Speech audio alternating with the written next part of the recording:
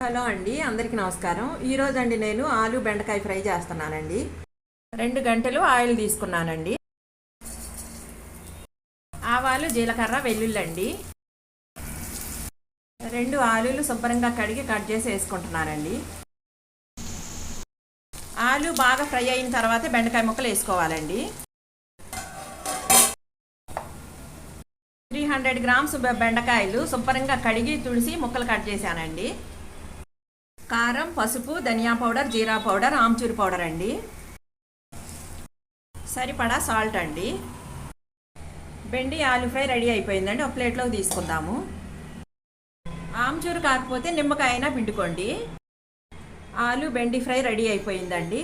వేడివేడి అన్నంలో మజ్జిగ చారుతో చాలా బాగుంటుందండి. ఈ వీడియో నచ్చితే మాత్రం తప్పకుండా లైక్ చేయండి, షేర్ చేయండి, సబ్స్క్రైబ్ చేయడం మాత్రం మర్చిపోకండి. మరొక వీడియోతో కలుసుకుందామండి.